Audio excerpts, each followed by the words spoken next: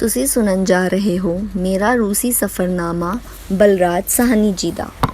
ਸ਼ਹਿਰ ਦੀ ਸੈਰ। ਤਿਆਰ ਹੋ ਕੇ ਮੈਂ ਸਾਥੀਆਂ ਵੱਲ ਤੁਰਿਆ। ਉਹ ਅੱਗੋਂ ਮੇਰੇ ਕਮਰੇ ਵੱਲ ਆ ਰਹੇ ਸਨ। ਕਮ ਸੇ ਕਮ ਵਕਤ ਦੀ ਤਾਂ ਪਾਬੰਦ ਸੀ ਆਪਣੀ ਟੋਲੀ। ਸੋਚ ਕੇ ਤਸੱਲੀ ਹੋਈ। ਲਿਫਟ ਵਿੱਚ ਗਿਆਨੀ ਜੀ ਨੇ ਕਿਹਾ, ਸ਼ਹਿਰ ਵਿਖਾਣ ਲੈ ਚੱਲੇ ਨੇ ਬਲਰਾਜ ਜੀ। ਜੀ, ਪਰ ਸ਼ਹਿਰ ਤਾਂ ਵੇਖ ਹੀ ਲਿਆ ਹੈ ਅਤੇ ਵੇਖਦੇ ਹੀ ਰਹਾਂਗੇ। ਦਿਲ ਮੇਰਾ ਵੀ ਬੇਈਮਾਨ ਹੋਇਆ ਪਿਆ ਸੀ।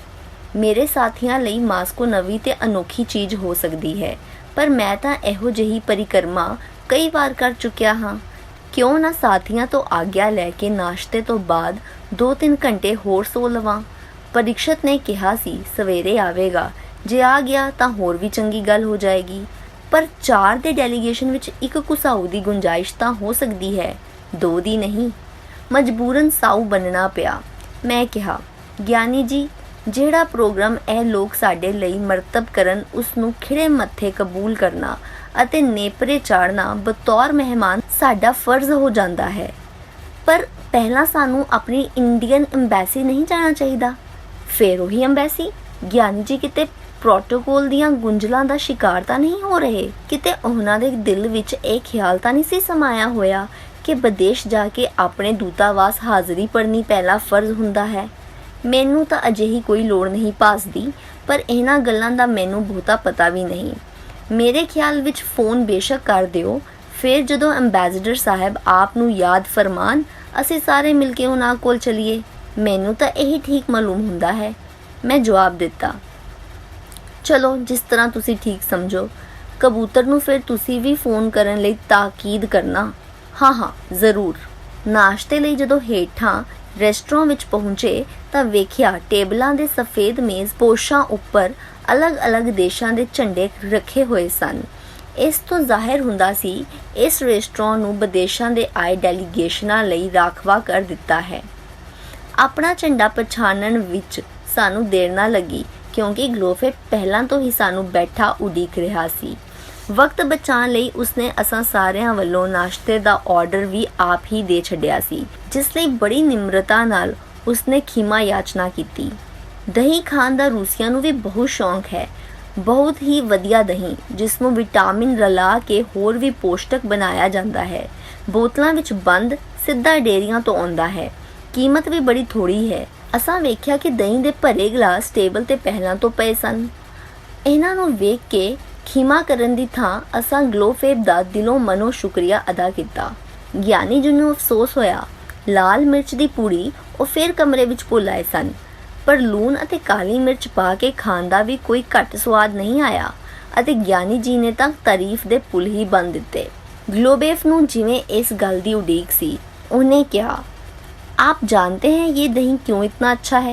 हाँ भाई बताओ, क्या राज है? इतना अच्छा दही तो हमारे पंजाब में भी नहीं मिलता।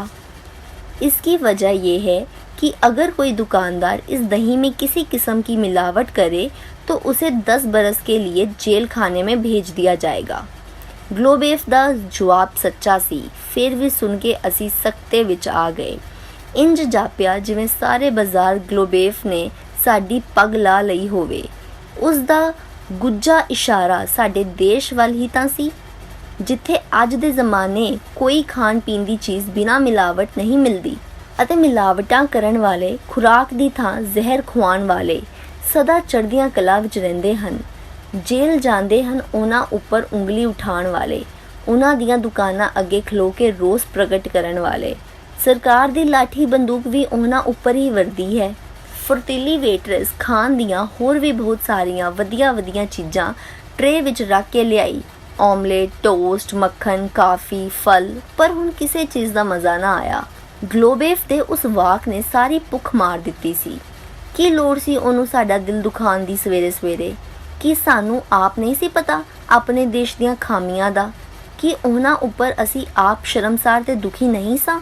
ਜਿਸ ਇਸਕਸ ਦੇ ਪ੍ਰਤੀਨਿਧ ਬਣ ਕੇ ਅਸੀਂ ਆਏ ਸਾਂ, ਉਹ ਆਪ ਇੱਕ ਮਨੁੱਖਤਾ ਲਈ ਦਿਲ ਵਿੱਚ ਦਰਦ ਰੱਖਣ ਵਾਲਿਆਂ ਤਰੱਕੀ ਪਰਸਤ ਲੋਕਾਂ ਦੀ ਜਮਾਤ ਸੀ।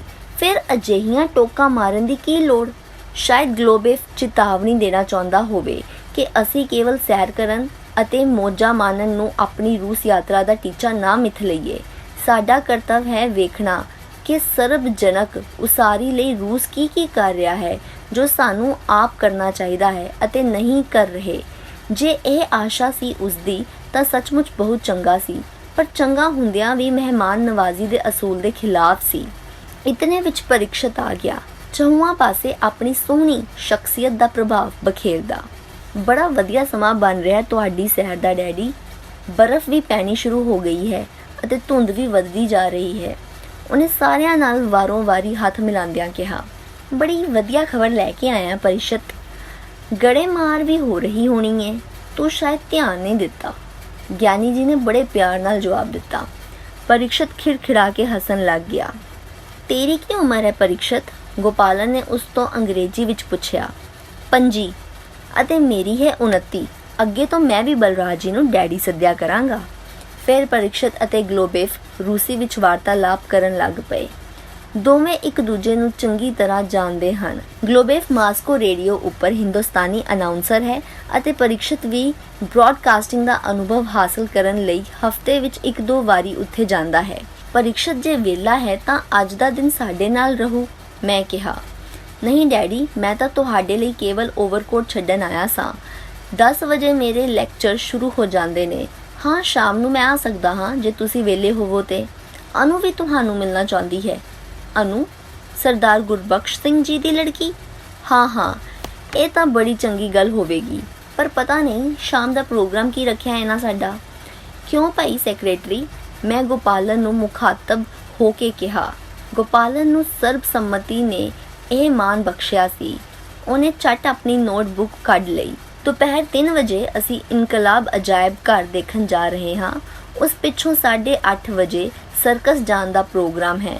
ਸਰਕਸ ਵੇਖ ਕੇ ਤੁਸੀਂ ਕੀ ਲੈਣਾ ਬਲਰਾਜ ਜੀ? ਇਹ ਤਾਂ ਬੱਚਿਆਂ ਦੇ ਵੇਖਣ ਦੀ ਚੀਜ਼ ਹੁੰਦੀ ਹੈ। ਤੁਸੀਂ ਪਰੀਖਸ਼ਤ ਨਾਲ ਸ਼ਾਮ ਗੁਜ਼ਾਰੋ ਆਪਣੀ। ਸਾਰਿਆਂ ਨੇ ਸਮਰਥਨ ਕਰ ਦਿੱਤਾ। ਜੇ ਹੁਣ ਤੀਕਰ ਕਿਸੇ ਸਾਥੀ ਵੱਲੋਂ ਸਾਵਧਾਨ ਰਹਿਣ ਦੀ ਜ਼ਰੂਰਤ ਮਹਿਸੂਸ ਹੋਈ ਸੀ ਤਾਂ ਉਹ ਗਿਆਨੀ ਜੀ ਸਨ। ਇੱਕ ਕਾਂਗਰਸੀ, ਦੂਜੇ ਸਾਬਕਾ ਮਿਨਿਸਟਰ। ਪਰ ਅਕਸਮਾਤ ਮਹਿਸੂਸ ਹੋਇਆ ਕਿ ਉਹ ਆਪਣੀ ਹਿੱਕ ਅੰਦਰ ਸੁਹਰਦਤਾ ਦਾ ਬੜਾ ਅਮੋਲ ਖਜ਼ਾਨਾ ਲੁਕਾਈ ਬੈਠੇ ਹਨ। ਅਬ ਚਾਲਣਾ ਚਾਹੀਏ ਜੀ, ਨਹੀਂ ਤਾਂ ਦੇਰ ਹੋ ਜਾਏਗੀ, ਗਲੋਬੇਫ ਨੇ ਦਰਖਾਸਤ ਕੀਤੀ। ਬਰਾਂਡਿਆਂ ਦੇ ਲੰਮੇ ਚੱਕਰ ਵਿਊ ਵਿੱਚੋਂ ਲੰਘਦਿਆਂ ਮੈਂ ਗਲੋਬੇਫ ਨੂੰ ਕਿਹਾ, ज्ञानी जी की राय है कि हमें अपने दूतावास को अपने आने की खबर ज़रूर देनी चाहिए। मैं भी उनसे इत्तेफाक रखता हूँ, इसलिए आज किसी वक्त आप ज्ञानी जी का टेलीफोन ज़रूर मिला दीजिएगा।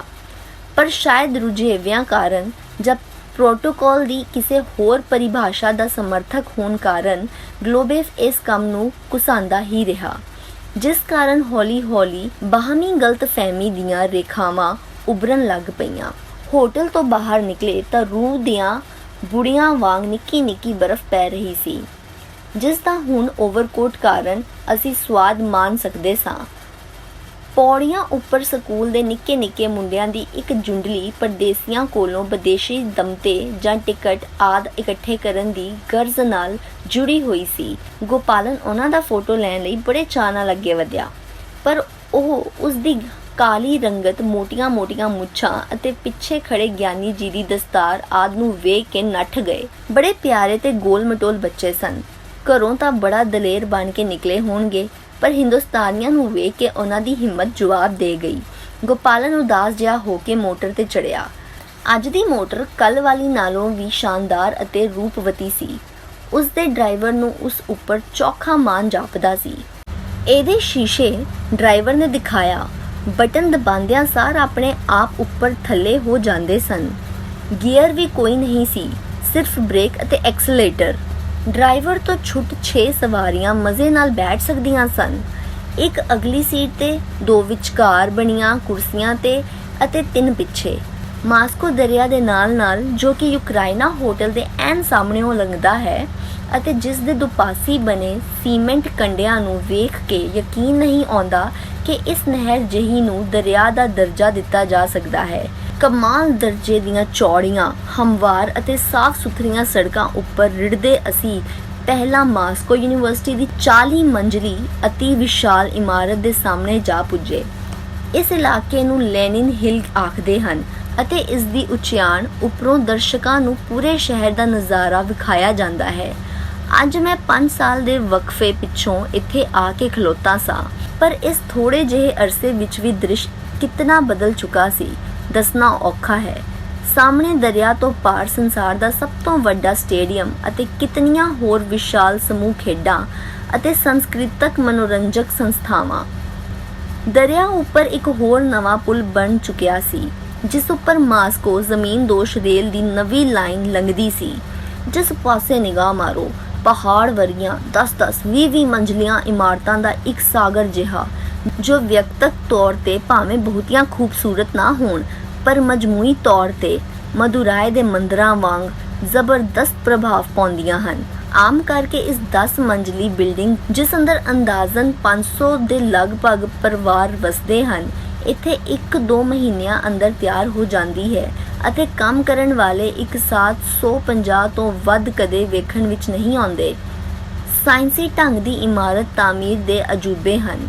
ਇਹ ਇਮਾਰਤ ਆਸਮਾਨ ਨਾਲ ਗੱਲਾਂ ਕਰਦੇ ਕਰੇਨ ਬਣਦੀ ਇਮਾਰਤ ਤੋਂ ਵੀ ਦੂਣੇ ਉੱਚੇ ਕਾਰਖਾਨਿਆਂ ਵਿੱਚੋਂ ਬਣੀਆਂ ਬਣਾਈਆਂ ਆਈਆਂ ਦੀਵਾਰਾਂ, ਛੱਤਾਂ, ਬੂਹੇ, ਬਾਰੀਆਂ ਅਤੇ ਹੋਰ ਖੌਰੇ ਕੀ ਚੀਜ਼ਾਂ ਚੁੱਕ ਕੇ ਥਾਂ ਸਿਰ ਰੱਖੀ ਜਾਂਦੇ ਹਨ ਅਤੇ ਉਂਗਲਾਂ ਦੇ ਗਿਣਨ ਜੋਗੇ ਕਾਰੀਗਰ ਪਲਾਨ ਅਨੁਸਾਰ ਉਹਨਾਂ ਨੂੰ ਫਿੱਟ ਕਰਦੇ ਜਾਂਦੇ ਹਨ। ਕੱਲ ਪੈਨਕੌਫ ਨੇ ਦੱਸਿਆ ਸੀ, ਇਕੱਲੇ ਮਾਸਕੋ ਵਿੱਚ 1 ਲੱਖ ਨਵੇਂ ਫਲੈਟ ਹਰ ਸਾਲ ਤਿਆਰ ਹੁੰਦੇ ਹਨ। ਮੈਂ ਪਹਿਲੀ ਵਾਰੀ ਮਾਸਕੋ ਆਇਆ ਸਾਂ 1958 ਵਿੱਚ, ਅੱਜ ਤੋਂ 10 ਸਾਲ ਪਹਿਲਾਂ। ਉਦੋਂ ਮਾਸਕੋ ਦਾ ਇਹ ਨਵਾਂ ਪਾਸਾ ਅਜੇ ਬਣਨਾ ਸ਼ੁਰੂ ਹੀ ਹੋਇਆ ਸੀ। ਮਤਲਬ ਇਹ ਕਿ ਉਸ ਵੇਲੇ ਤੋਂ ਲੈ ਕੇ ਹੁਣ ਤੀਕਰ 10 ਲੱਖ ਨਵੇਂ ਫਲੈਟ ਬਣ ਚੁੱਕੇ ਹੋਣਗੇ। ਜੇ ਇੱਕ ਫਲੈਟ ਵਿੱਚ ਔਸਤ 3 ਬੰਦੇ ਵੀ ਰਹਿੰਦੇ ਹੋਣ ਤਾਂ ਇਹਨਾਂ 10 ਵਰ੍ਹਿਆਂ ਵਿੱਚ 30 ਲੱਖ ਬੰਦਿਆਂ ਦੀ ਵਸਾਈ ਜਾਂ ਮੁੜ ਵਸਾਈ ਦਾ ਪ੍ਰਬੰਧ ਕੀਤਾ ਜਾ ਚੁੱਕਿਆ ਹੈ। ਪੈਨਕੌਫ ਨੇ ਦੱਸਿਆ ਸੀ ਕਿ ਇਸ ਵੇਲੇ ਮਾਸਕੋ ਦੀ ਕੁੱਲ ਆਬਾਦੀ 60 ਲੱਖ ਹੈ, ਪਰ ਇਹਨਾਂ ਅੰਕੜਿਆਂ ਦੀ ਅਹਿਮੀਅਤ ਦਾ ਅਨੁਮਾਨ ਉਹਨਾਂ ਦੇ ਪਿੱਛੇ ਖੜੇ ਸਮਾਜਵਾਦੀ ਨਿਜ਼ਾਮ ਨੂੰ ਕੋਖੇ ਬਿਨਾਂ ਨਹੀਂ ਲਾਇਆ ਜਾ ਸਕਦਾ। ਇਹ ਜਾਣਨ ਦੀ ਲੋੜ ਹੈ ਕਿ ਇਹਨਾਂ 20 ਜਾਂ 30 ਲੱਖ ਬੰਦਿਆਂ ਨੂੰ ਇੱਕੋ ਜਿਹੇ ਸਲੂਕ ਅਤੇ ਇੱਕੋ ਜਿਹੀਆਂ ਸਹੂਲਤਾਂ ਦੇ ਕੇ ਵਸਾਇਆ ਗਿਆ ਹੈ। ਕੋਈ ਵੱਡੇ ਨਿੱਕੇ, ਅਮੀਰ ਗਰੀਬ, ਰਸੂਖਦਾਰ ਅਤੇ ਬੇਰਸੂਖੇ ਦਾ ਭੇਦ ਨਹੀਂ ਰੱਖਿਆ ਗਿਆ। ਸ਼ਹਿਰ ਨੂੰ ਅਮੀਰ ਤੇ ਗਰੀਬ ਇਲਾਕਿਆਂ ਵਿੱਚ ਨਹੀਂ ਵੰਡਿਆ ਗਿਆ। ਕੋਈ ਕਿਸ਼ਤਾਂ ਨਹੀਂ ਮੰਗੀਆਂ ਗਈਆਂ, ਕੋਈ ਪਗੜੀਆਂ ਦਾ ਲੈਣ ਦੇਣ ਨਹੀਂ ਹੋਇਆ, ਕਿਸੇ ਨੂੰ ਦਫ਼ਤਰੋਂ ਦਫ਼ਤਰ ਭਟਕਣਾ ਨਹੀਂ ਪਿਆ, ਨਾ ਹੀ ਦਲਾਲਾਂ ਅਤੇ ਏਜੰਟਾਂ ਦੇ ਢੇਰ ਚੜ੍ਹਨਾ ਪਿਆ ਹੈ। ਸ਼ਹਿਰ ਦੀ ਉਸਾਰੀ ਵੇਲੇ ਕੋਈ ਮਜ਼ਦੂਰਾਂ ਦੀਆਂ ਕੰਗਾਲ ਬਸਤੀਆਂ ਨਹੀਂ ਬਣੀਆਂ ਤੇ ਨਾ ਜ਼ਮੀਨ ਦੀਆਂ ਚੜ੍ਹਦੀਆਂ ਕੀਮਤਾਂ ਨੂੰ ਰਾਤੋਂ ਰਾਤ ਕਿਸੇ ਨੂੰ ਲੱਖਪਤੀ ਤੋਂ ਕਰੋੜਪਤੀ ਬਣਾਇਆ ਹੈ।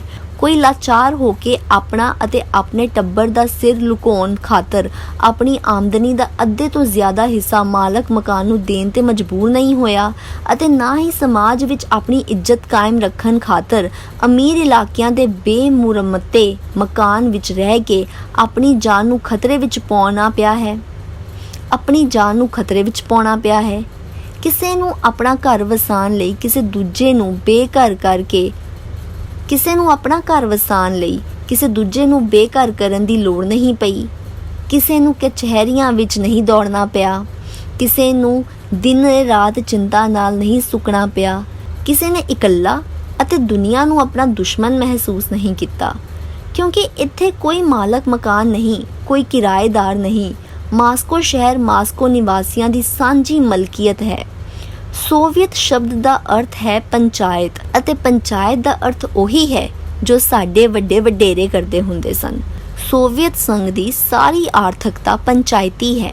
ਮਤਲਬ ਇਹ ਕਿ ਮਾਸਕੋ ਸ਼ਹਿਰ ਦੇ ਰਿਹਾਇਸ਼ੀ ਮਕਾਨ, ਕਾਰਖਾਨੇ, ਹੋਟਲ, ਥੀਏਟਰ, ਦੁਕਾਨਾਂ, ਸਕੂਲ, ਕਾਲਜ, ਯੂਨੀਵਰਸਿਟੀਆਂ, ਸਰਕਾਰੀ ਦਫ਼ਤਰ, ਛਾਪੇਖਾਨੇ, ਅਖਬਾਰ, ਰੇਡੀਓ, ਗਰਜ਼ੇ ਕੇ ਸਾਰੇ ਦਾ ਸਾਰਾ ਅਰਥਚਾਰਾ ਪੰਚਾਇਤ ਦੇ ਅਧੀਨ ਹੈ। ਕੋਈ ਬੰਦਾ ਇਸ ਪੰਚਾਇਤੀ ਨਿਜ਼ਾਮ ਦੀ ਪ੍ਰਵਾਨਗੀ ਬਿਨਾਂ ਮਾਸਕੋ ਸ਼ਹਿਰ ਵਿੱਚ ਨਹੀਂ ਰਹਿ ਸਕਦਾ ਅਤੇ ਜਦੋਂ ਇਹ ਪ੍ਰਵਾਨਗੀ ਉਹਨੂੰ ਮਿਲ ਜਾਏ, ਉਸ ਦਿਨ ਤੋਂ ਉਸ ਦੀ ਰਿਹਾਇਸ਼, ਮੁਲਾਜ਼ਮਤ, ਉਸ ਦੀ ਸਿਹਤ, ਉਸ ਦੇ ਬੱਚਿਆਂ ਦੀ ਤਾਲੀਮ, ਉਸ ਦੇ ਬੁਢਾਪੇ ਦੀ ਪੈਨਸ਼ਨ, ਗਰਜ਼ੇ ਕਿ ਉਸ ਦੇ ਸਮੁੱਚੇ ਜੀਵਨ ਦੀਆਂ ਲੋੜਾਂ ਅਤੇ ਸਮੱਸਿਆਵਾਂ ਦਾ ਖੀਮਾ ਸਮਾਜ ਆਪਣੇ ਉੱਪਰ ਲੈ ਲੈਂਦਾ ਹੈ। ਇਸ ਪੰਚਾਇਤੀ ਨਿਜ਼ਾਮ ਵਿੱਚ ਹਰ ਫਰਦ ਦੀ ਆਮਦਨੀ ਉਸ ਦੀ ਕਾਬਲੀਅਤ ਅਤੇ ਕੰਮ ਦੇ ਮੁਤਾਬਕ ਮੁਕਰਰ ਕੀਤੀ ਜਾਂਦੀ ਹੈ। ਉਸੇ ਹਿਸਾਬ ਉਸ ਨੂੰ ਇੱਜ਼ਤ ਵੀ ਮਿਲਦੀ ਹੈ। ਪਰ ਸਮਾਜਿਕ ਅਧਿਕਾਰਾਂ ਵਿੱਚ ਕੋਈ ਫਰਕ ਨਹੀਂ ਆਉਂਦਾ। ਉਹ ਹਰ ਹਾਲਤ ਵਿੱਚ ਹਰ ਆਦਮੀ ਦੇ ਯਕਸਾ ਹਨ ਅਤੇ ਇਸੇ ਚੀਜ਼ ਨੂੰ ਸਰਮਾਏਦਾਰੀ ਦੇਸ਼ਾਂ ਦੇ ਅਖਬਾਰ ਸਭ ਨੂੰ ਇੱਕੋ ਡੰਡੇ ਨਾਲ ਹੱਕਣਾ ਆਖ ਕੇ ਭੰਡਦੇ ਹਨ। ਪਰ ਸੋਵੀਅਤ ਸਮਾਜ ਵਿੱਚ ਅਜਿਹੀ ਸਮਾਨਤਾ ਉੱਪਰ ਕਿਸੇ ਨੂੰ ਗਿਲਾ ਨਹੀਂ, ਸਗੋਂ ਉੜਕਾਂ ਦਾ ਮਾਣ ਹੈ, ਕਿਉਂਕਿ ਇਹੋ ਸਮਾਨਤਾ ਸਮਾਜਵਾਦ ਨੂੰ ਸਮਰਾਏਦਾਰੀ ਨਿਜ਼ਾਮ ਤੋਂ ਉਚੇਰੀ ਪੱਧਰ ਦਾ ਨਿਜ਼ਾਮ ਬਣਾਉਂਦੀ ਹੈ। ਮਨੁੱਖੀ ਸੱਭਿਅਤਾ ਦਾ ਇੱਕ ਅਗੇਤਰਲਾ ਪੜਾਅ। ਮਾਸਕੋ ਦੇ ਨਾਗਰਿਕ ਨੂੰ ਆਪਣੀ ਤਨਖਾਹ ਜਾਂ ਆਮਦਨੀ ਦਾ ਕੇਵਲ 3% ਭਾਗ ਅਤੇ ਕਈ ਹਾਲਤਾਂ ਵਿੱਚ ਇਸ ਤੋਂ ਵੀ ਘੱਟ ਮਕਾਨ ਦੇ ਕਿਰਾਏ ਵਜੋਂ ਸ਼ਹਿਰ ਪੰਚਾਇਤ ਨੂੰ ਦੇਣਾ ਪੈਂਦਾ ਹੈ। ਸਰਕਾਰੀ ਅਫਸਰ ਵੱਡੇ ਸਾਇੰਸਦਾਨ, ਪ੍ਰੋਫੈਸਰ, ਐਕਟਰ, ਐਕਟਰੈਸਾਂ, ਇੰਜੀਨੀਅਰ, ਚਿੱਤਰਕਾਰ, ਸੰਗੀਤਕਾਰ, ਲੇਖਕ, ਪੁਲਾੜਬਾਜ਼, ਮਨਿਸਟਰ, ਨਾਈ, ਟੈਕਸੀ ਡਰਾਈਵਰ, ਹੋਟਲ ਦੇ ਬਹਿਰੇ, ਲਾਂਡਰੀ ਵਿੱਚ ਕੰਮ ਕਰਨ ਵਾਲੀਆਂ ਔਰਤਾਂ, ਕਾਰਖਾਨਿਆਂ ਵਿੱਚ ਕੰਮ ਕਰਨ ਵਾਲੇ ਮਜ਼ਦੂਰ, ਸੜਕਾਂ ਸਾਫ਼ ਕਰਨ ਵਾਲੇ ਖਾਕਰੋਬ ਸਭ ਇੱਕੋ ਤਰ੍ਹਾਂ ਦੇ ਫਲੈਟਾਂ ਅਤੇ ਇੱਕੋ ਜਿਹੀਆਂ ਇਮਾਰਤਾਂ ਵਿੱਚ ਨਾਲੋਂ ਨਾਲ ਵਸਦੇ ਹਨ। ਹਾਂ, ਕਿਸੇ ਦਾ ਫਲੈਟ ਵੱਡਾ ਹੈ ਅਤੇ ਕਿਸੇ ਦਾ ਛੋਟਾ, ਪਰ ਉਹ ਕਿਸ ਹਿਸਾਬ? ਕੀ ਆਮਦਨੀ ਜਾਂ ਰਸੂਖ ਦੇ ਹਿਸਾਬ?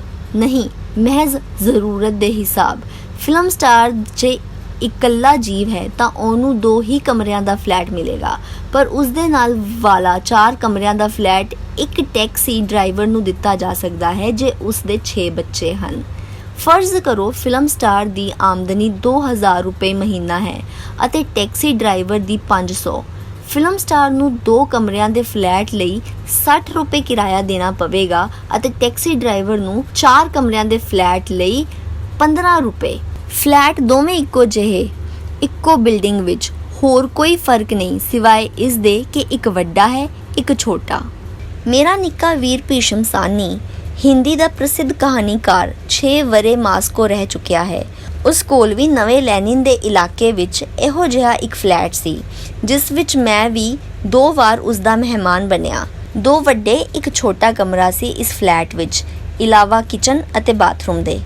ਰਹਿਣ ਵਾਲੇ 4 ਜੀਵ, ਪਤੀ ਪਤਨੀ, 2 ਬੱਚੇ, ਰਸੋਈ ਵਿੱਚ ਗੈਸ ਦਾ ਕੁੱਕਰ, ਨਿੱਕਾ ਤੰਦੂਰ ਅਤੇ ਰੈਫਰੀਜਰੇਟਰ ਫਲੈਟ ਦਾ ਭਾਗ ਸਨ ਅਤੇ ਇਸੇ ਤਰ੍ਹਾਂ ਬਾਥਰੂਮ ਵਿੱਚ ਟੱਬ, ਵਾਸ਼ ਬੇਸਿਨ, ਸ਼ਾਵਰ ਆਦਿ। ਫਲੈਟ ਨੂੰ ਸਰਦੀਆਂ ਵਿੱਚ ਗਰਮ ਰੱਖਣ ਲਈ ਸੈਂਟਰਲ ਹੀਟਿੰਗ ਦਾ ਇੰਤਜ਼ਾਮ ਸੀ। ਗਰਜ਼ੇ ਕੇ ਨਵੇਂ ਜ਼ਮਾਨੇ ਦੀ ਰਿਹਾਇਸ਼ ਦੀਆਂ ਸਾਰੀਆਂ ਸਹੂਲਤਾਂ ਮੌਜੂਦ ਸਨ। ਇਹਨਾਂ ਵਿੱਚੋਂ ਸਿਵਾਏ ਟੈਲੀਫੋਨ ਦੇ ਕਿਸੇ ਦਾ ਅਲੱਗ ਕਿਰਾਇਆ ਨਹੀਂ ਸੀ ਦੇਣਾ ਪੈਂਦਾ ਅਤੇ ਟੈਲੀਫੋਨ ਦਾ ਕਿਰਾਇਆ ਵੀ 3-4 ਰੁਪਏ ਮਾਹਵਾਰ ਜਿਤਨਾ ਹੀ ਸੀ। ਮੈਂ ਕਈ ਵਾਰ ਭੀਸ਼ਮ ਕੋਲੋਂ ਮਾਹਵਾਰ ਕਿਰਾਏ ਆਦਿ ਬਾਰੇ ਪੁੱਛਿਆ, ਪਰ ਉਹ ਕਦੇ ਠੀਕ ਜਵਾਬ ਨਹੀਂ ਦੇ ਸਕਿਆ। ਉਹ ਰਕਮ ਇਤਨੀ ਮਾਮੂਲੀ ਸੀ ਕਿ ਉਸ ਬਾਰੇ ਉਸਦੇ ਕਦੇ ਸੋਚਿਆ ਹੀ ਨਹੀਂ ਸੀ। ਤਨਖਾਹ ਵਿੱਚੋਂ ਹੀ ਕੱਟੀ ਜਾਂਦੀ ਸੀ ਸ਼ਾਇਦ। ਭੀਸ਼ਮ ਨੂੰ ਆਪਣੀ ਆਮਦਨੀ ਦਾ ਵੀ ਠੀਕ ਠਾਕ ਨਹੀਂ ਸੀ ਪਤਾ, ਪਰ ਇਸ ਦਾ ਕਾਰਨ ਇਹ ਸੀ ਕਿ ਉਹ ਵਿਦੇਸ਼ੀ ਭਾਸ਼ਾਵਾਂ ਦੇ ਪ੍ਰਕਾਸ਼ਨ ਘਰ ਵਿੱਚ ਕੰਮ ਕਰਦਾ ਸੀ, ਅਨੁਵਾਦਕ ਦਾ। ਜਿਤਨਾ ਅਨੁਵਾਦ ਕਰੇ ਉਸੇ ਹਿਸਾਬ ਪੈਸੇ ਮਿਲਦੇ ਸਨ ਅਤੇ ਲੇਖਕ ਦੀ ਮਿਹਨਤ ਦਾ ਸੋਵੀਅਤ ਸੰਘ ਵਿੱਚ ਬੜੀ ਉਦਾਰਤਾ ਨਾਲ ਮੁੱਲ ਪਾਇਆ ਜਾਂਦਾ ਹੈ। ਇਸ ਪੱਖ ਤੋਂ ਉਹ ਇੱਕ ਅਸਾਧਾਰਨ ਵਿਅਕਤੀ ਸੀ, ਪਰ ਪੈਸੇ ਵੱਲੋਂ ਆਮ ਰੂਸੀਆਂ ਨੂੰ ਵੀ ਸਦਾ ਲਾਪਰਵਾਹੀ ਵੇਖਿਆ ਹੈ। ਕੋਈ ਸ਼ਖਸ ਪੈਸੇ ਜੋੜ ਕੇ ਬੈਂਕਾਂ ਵਿੱਚ ਨਹੀਂ ਰੱਖਦਾ, ਨਾ ਕਿਸੇ ਦੀ ਜੇਬ ਵਿੱਚ ਚੈੱਕ ਬੁੱਕ ਹੁੰਦੀ ਹੈ ਅਤੇ ਨਾ ਹੀ ਬੈਂਕ ਸੂਦ ਦਿੰਦੇ ਹਨ। ਭੀਸ਼ਮ ਵੀ ਆਪਣੀ ਪਗਾਰ ਜੇਬ ਵਿੱਚ ਹੀ ਪਾਈ ਫਿਰਦਾ ਹੁੰਦਾ ਸੀ। ਮੈਂ ਉਹਨੂੰ ਕਦੇ ਪੈਸੇ ਜੰਦਰੇ ਵਾਲੀ ਅਲਮਾਰੀ ਵਿੱਚ ਰੱਖਦਿਆਂ ਨਹੀਂ ਵੇਖਿਆ। ਸਰਮਾਏਦਾਰੀ ਸਮਾਜ ਵਿੱਚ ਇਨਸਾਨ ਲਈ ਸਭ ਤੋਂ ਵੱਡੀ ਅਤੇ ਸਭ ਤੋਂ ਪਿਆਰੀ ਚੀਜ਼ ਪੈਸਾ ਹੈ, ਪਰ ਸੋਵੀਅਤ ਸਮਾਜ ਦੀਆਂ ਕਦਰਾਂ ਇਸ ਤੋਂ ਉਲਟ ਹਨ। ਜਿਹੜੀਆਂ ਇਮਾਰਤਾਂ ਸੜਕ ਦੇ ਕੰਢੇ ਹਨ, ਉਹਨਾਂ ਦੀ ਹੇਠਲੀ ਮੰਜ਼ਲ 'ਤੇ ਦੁਕਾਨ ਬਣੀਆਂ ਹੋਈਆਂ ਹਨ, ਜਿਨ੍ਹਾਂ ਵਿੱਚ ਕੀਮਤਾਂ ਮੁਕਰਰ ਅਤੇ ਲੋੜ ਦੀ ਹਰ ਚੀਜ਼ ਦੂਰ ਜਾਏ ਬਿਨਾਂ ਮਿਲ ਜਾਂਦੀ ਹੈ। ਰੈਸਟੋਰਾਂ ਵੀ ਬਣੇ ਹੋਏ ਹਨ ਅਤੇ ਸੈਲੂਨ ਵੀ, ਪਰ ਇਹ ਵੀ ਕਿਸੇ ਦੀ ਜਾਤੀ ਮਲਕੀਅਤ ਨਹੀਂ ਅਤੇ ਨਾ ਹੀ ਇਹਨਾਂ ਉੱਪਰ ਤਰ੍ਹਾਂ ਦੇ ਝਟਕੀਲੇ ਨਾਵਾਂ ਵਾਲੇ ਬੋਰਡ ਟੰਗੇ ਹੋਏ ਹਨ। ਗਾਹਕਾਂ ਦਾ ਧਿਆਨ ਖਿੱਚਣ ਲਈ ਰਾਤਾਂ ਵੇਲੇ ਖਾਸ ਲਾਈਟਾਂ ਦੀ ਜਗਮਗ ਨਹੀਂ ਹੁੰਦੀ ਅਤੇ ਨਾ ਹੀ ਅਖਬਾਰਾਂ ਵਿੱਚ ਸ਼ਹਿਰਾਂ ਦੀਆਂ ਦੀਵਾਰਾਂ ਉੱਪਰ ਥਾਂ ਇਸ਼ਤਿਹਾਰ ਚਿਪਕਾਏ ਜਾਂਦੇ ਹਨ। ਜਦ ਪ੍ਰਾਈਵੇਟ ਵਪਾਰ ਹੈ ਹੀ ਨਹੀਂ ਤਾਂ ਫਿਰ ਇਸ਼ਤਿਹਾਰਬਾਜ਼ੀ ਦੀ ਕੀ ਲੋੜ? ਹਾਂ, ਅਲਬੱਤਾ ਖਾਸ ਥਾਵਾਂ 'ਤੇ ਅਤੇ ਬੜੇ ਸਲੀਕੇ ਨਾਲ ਥੀਏਟਰ ਅਤੇ ਸਿਨੇਮਾ ਦੇ ਇਸ਼ਤਿਹਾਰਾਂ ਵਾਲੇ ਬੋਰਡ ਲਾਏ ਗਏ ਹਨ। ਇਹ ਸੜਕਾਂ ਦੀ ਸੁੰਦਰਤਾ ਨੂੰ ਘਟਾਉਂਦੇ ਨਹੀਂ ਸਗੋਂ ਵਧਾਉਂਦੇ ਹਨ, ਕਿਉਂਕਿ ਇਹਨਾਂ ਦਾ ਆਕਰਸ਼ਣ ਨੰਗੀਆਂ ਅਤੇ ਅਧਨੰਗੀਆਂ ਕੁੜੀਆਂ, ਕਤਲ, ਖੂਨ ਅਤੇ ਮਾਰ ਧਾੜ ਦੀਆਂ ਤਸਵੀਰਾਂ ਨਹੀਂ ਹੁੰਦੀਆਂ, ਸਗੋਂ ਬੜੀ ਉੱਤਮ ਰੁਚੀ ਵਾਲੇ ਚਿੱਤਰ ਹਨ। ਇਸ ਤੋਂ ਇਲਾਵਾ ਇੱਕ ਹੋਰ ਪ੍ਰਕਾਰ ਦੇ ਚਿੱਤਰ ਸੜਕਾਂ ਦੀ ਸ਼ੋਭਾ ਵਧਾਉਂਦੇ ਹਨ। ਇਹ ਹਨ ਉਹਨਾਂ ਮਾਣ ਪ੍ਰਾਪਤ ਇੰਜੀਨੀਅਰਾਂ, ਮਜ਼ਦੂਰਾਂ, ਸ਼ਿਲਪੀਆਂ ਅਤੇ ਵਿਗਿਆਨਿਕਾਂ ਦੇ ਵੱਡੇ ਵੱਡੇ ਫੋਟੋ ਜਿਨ੍ਹਾਂ ਨੇ ਨਾਗਰਿਕ ਜੀਵਨ ਦੇ ਕਿਸੇ ਖੇਤਰ ਵਿੱਚ ਕੋਈ ਉੱਘਾ ਕਾਰਨਾਮਾ ਕੀਤਾ ਹੈ, ਕੋਈ ਆਵਿਸ਼ਕਾਰ ਕੀਤਾ ਹੈ ਜਾਂ ਕੋਈ ਵਿਸ਼ੇਸ਼ ਸੇਵਾ ਕੀਤੀ ਹੈ। ਅਜਿਹੇ ਵਿਅਕਤੀਆਂ ਨੂੰ ਸਮਾਜ ਵਿੱਚ ਉੱਘੇ ਤੌਰ 'ਤੇ ਸਤਿਕਾਰਿਆ ਜਾਂਦਾ ਹੈ। ਤੁਸੀਂ ਸੁਣ ਰਹੇ ਸੀ ਮੇਰਾ ਰੂਸੀ ਸਫ਼ਰਨਾਮਾ। ਅੱਜ ਇੰਨਾ ਹੀ।